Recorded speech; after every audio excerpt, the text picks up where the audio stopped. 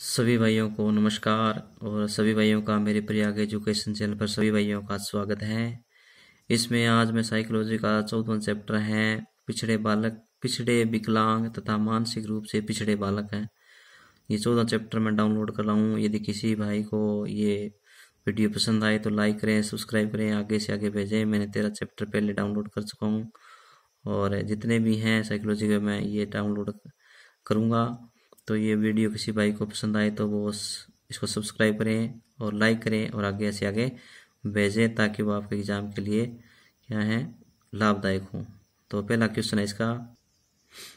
पहला क्वेश्चन है कि सफल समावेशन को निम्नलिखित की आवश्यकता होती है सिवाय।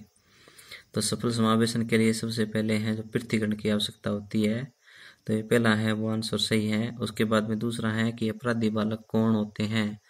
तो उसके बताने में अपराधी बालक कौन होते हैं, जो असामाजिक कार्य करते हैं वो अपराधी बालक कहलाते हैं। उसके बाद में है तीसरा प्रमाणीकृत परीक्षण क्यों कराए जाते हैं। तो ये जो पहला आंसर है मंदबुद्धि बालकों की पहचान के लिए, तो ये आंसर सही है। उसके बाद में चौथा है कि पढ़ने में धीमे बच्चों की जरूरत होती है। पढ़ने में धीमे बच्चों की जरूरत होती है यानी शिक्षक की अलग से पहचान, शिक्षक की अलग से पहचान। उसके बाद में है पांचवा कि 5वीं कक्षा के दृष्टिबाधित विद्यार्थी के साथ कक्षा में सामान्य रूप से व्यवहार किया जाना चाहिए और सर्वे सीडी के माध्यम से क्या है सहायता उपलब्ध कराई जानी चाहिए। यानी जो आंखों से अंधे होते हैं या आंखों से दिखाई नहीं देता है उनके लिए जो सुनने की सीडी है वो उपलब्ध करवाई जानी चाहिए। उसके बाद में छठा है कि कक्षा 5 के जो न्यून दृष्टि वाले बालकों को क्या है, तीसरा आंसर सही है कि कक्षा में सामान्य रूप से बर्ताव करना चाहिए और ऑडियो सीडी के जरिए क्या है सहायता प्रदान करनी चाहिए। उसके बाद में जो अगला क्वेश्चन 7वां, निम्न में से कौन सी मानसिक मंदता की विशेषता नहीं है। तो उसमें है चौथा जो है वो है अंतर व्यक्तिक संबंधों का कमजोर होना। तो ये क्या है मानसिक मंदता की विशेषता नहीं है। 8वां क्वेश्चन 8वां है कि निःशक्त बालकों की शिक्षा के लिए प्रावधान किया जा सकता है। तो कैसे किया जा सकता है, वो पहला आंसर है कि समावेशी शिक्षा के द्वारा क्या है हमें क्या है निःशक्त बालकों की शिक्षा के लिए प्रावधान किया जा सकता है। उसके बाद में 9वां है आपकी कक्षा का एक बच्चा मोहन बोलते समय हकलाता है, आप उसकी शिक्षा के प्रबंधन हेतु क्या आवश्यक कदम उठाएंगे। यदि क्या है कक्षा में कोई बच्चा है वो बोलते समय हकलाता है तो उसके शिक्षा प्रबंधन हेतु आप क्या कदम उठाएंगे। तो पहला है उसमें आंसर सही है, उसमें अध्ययन की गलत आदतों पर उसको नियंत्रण कराएंगे। उनकी जो अध्ययन की जो गलत आदत है उन पर हम नियंत्रण कराएंगे उसको। उसके बाद में है 10वां एक शारीरिक विकलांग बालक के लिए विद्यालय में निम्नलिखित में से क्या आवश्यक रूप से होना चाहिए। तो क्या होना चाहिए आवश्यक रूप से, बालक के लिए कक्ष में प्रवेश की उचित सुविधा का प्रबंध होना चाहिए। उसके बाद में 11वां है कि आप अपनी कक्षा में अधिगम को सरल बनाने के लिए दृश्य सामग्री का प्रयोग करते हैं। ऐसी स्थिति में क्या है कक्षा के लिए कक्षा छात्रों को सबसे कम लाभ होगा जो पढ़ने में उच्च स्तर के हैं उसके लिए। यानी आप अपनी कक्षा में अधिगम को सरल बनाने के लिए दृश्य सामग्री का प्रयोग करते हैं। ऐसी स्थिति में क्या है कक्षा के किन छात्रों को सबसे कम लाभ होगा, जो पढ़ने में उच्च स्तर के हैं उनको।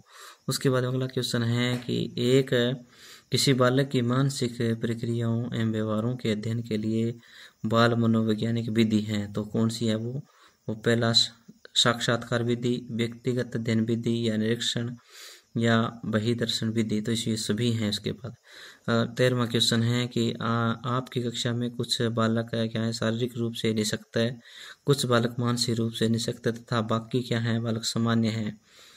आपके अनुसार उन्हें कक्ष में बैठने के निम्न में से कौन सी व्यवस्था सर्वाधिक उपयुक्त होगी। तो कौन सी होगी, वो पहला है कि बालकों को कक्षा में कहीं भी बैठने की सुविधा प्रदान की जाए। 14वां है कि समस्यात्मक बालक वे हैं जिनका व्यवहार और व्यक्तित्व गंभीर रूप से सामान्य होता है। यह किसका कथन है, ये किसका कथन है, ये है वैलेंटाइन का। यानी समस्यात्मक बालक वे हैं जिसका व्यवहार गंभीर रूप से असामान्य होता है, ये कथन किसका है, वैलेंटाइन का। उसके बाद में अगला क्वेश्चन है, कक्षा में एक बच्चा क्या है अपनी अपंगता के कारण तिरस्कृत कर दिया जाता है। शिक्षक को उसे पढ़ने हेतु अभिप्रेरित करने के लिए उसकी कौन सी आवश्यकता की पूर्ति करनी होगी? तो कौन सी होगी? वो है संबंध जोड़ने की आवश्यकता। उसके बाद अगला है, शारीरिक रूप से भिन्न जो बालकों के अंतर्गत आते हैं वो क्या है? जो शारीरिक रूप से भिन्न बालकों के अंतर्गत आते हैं वो है कि श्रवण क्षति जो सुनने में है, दृष्टि क्षति युक्त बालक तो दृष्टि से कमजोर है, और बहुल विकलांग बालक ये सभी। तो इसमें चौथा है वो सही आएगा। अगला क्वेश्चन है, मनोसामाजिक रूप से भिन्न बालकों के अंतर्गत नहीं आते हैं तो कौन से नहीं आते हैं? वो मानसिक रूप से पिछड़ा बच्चा। 18वां है, कक्षा में पढ़ाई में पिछड़े हुए बालकों के प्रति आपका दृष्टिकोण। पहला आंसर है उसके पिछड़ेपन के कारणों को ढूंढने में, तो ये पहला आंसर है वो सही है। 19वां है, एक बालक मानसिक रूप से पिछड़ा हुआ है, उसको आप क्या सिखाना पसंद करेंगे? तो उसको क्या सिखाना है? उन्हें अकेले यात्रा करने, पैसे खर्च करने, हिसाब रखना आदि जैसे व्यवहारिक जो क्रियाकलाप के माध्यम से सक्षम बनाएंगे उसको। उसके बाद में अगला क्वेश्चन है, एक पिछड़े बालक की कक्षा शिक्षा के स्वरूप में कौन सी बातें सम्मिलित की जानी चाहिए? तो कौन सी हैं?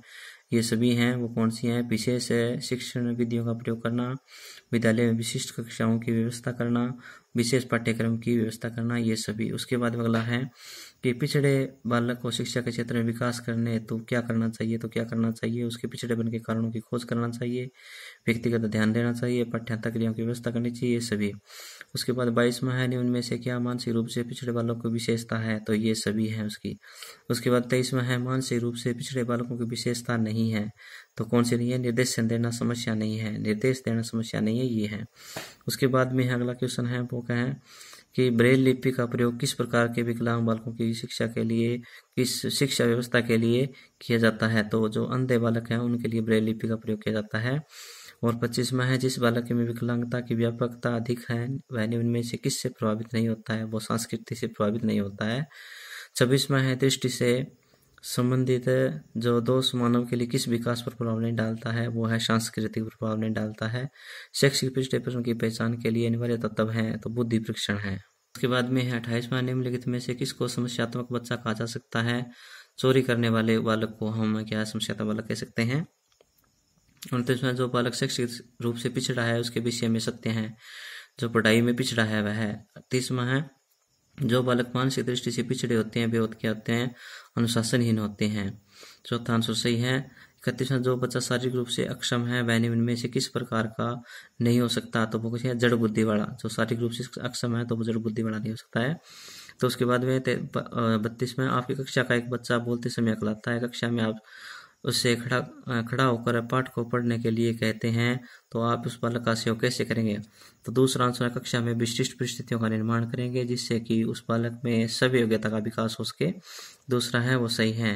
उस 33वां है, मानसिक स्वास्थ्य का अर्थ वास्तविकता के धरातल पर वातावरण से पर्याप्त सामंजस्य करने की योग्यता है। निम्न से किसका कथन है? ये लेडल का है। 34वां है, निम्न में से क्या एक मंद बुद्धि बालक की विशेषता नहीं है? तो कौन सी नहीं है? वो मौलिकता। उसमें 35वां है, कमजोर वर्ग के बालक से तात्पर्य है तो क्या है?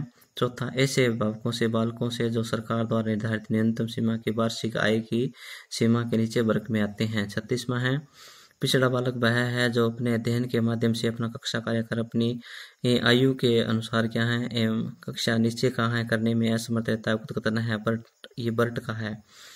37वां है कि निम्न में से समस्यात्मक बालक होते हैं, चोरी करने वाले बालक होते हैं, समस्यात्मक बालक होते हैं वो। 38वां है कि शारीरिक अस्वस्थता, काम प्रवृत्ति की प्रवाह और मंद गति के विकास बाल अपराध के किस कारण के अंतर्गत आते हैं? तो वो है व्यक्तिगत कारण के अंतर्गत आते हैं। बालकों के समस्यात्मक व्यवहार का कारण नहीं होता है तो वो अनैतिक कार्य होता है। और उसके बाद 40वां है, कक्षा से पलायन करने वाले बालकों के प्रति आपका व्यवहार होगा तो चौथा है निदानात्मक होगा।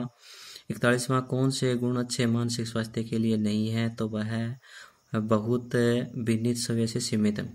और 42वां है, मानसिक स्वास्थ्य के नियम को खोजना और उन्हें बनाए रखना अध्ययन के केंद्र का बिंदु है तो वो किसे है? ड्राइवर का।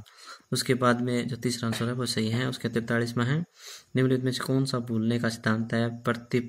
प्रतिपकारी अवरोध, यह प्रतिपकारी अवरोध। उसके बाद में अगला है, एक शिक्षिका की कक्षा में कुछ शारीरिक विकलांग वाले बच्चे हैं, निम्न में से उसके लिए क्या कक्षा सबसे उचित होगी? तो उसके लिए है कि शारीरिक रूप से असुविधाग्रस्त बच्चे कक्षा में ही कोई वैकल्पिक गतिविधि कर सकते हैं। तो ये मेरे 44 क्वेश्चन थे इस चैप्टर के। किसी भाई को ये पसंद आए तो लाइक करना, सब्सक्राइब करना और आगे आगे भेजना। धन्यवाद।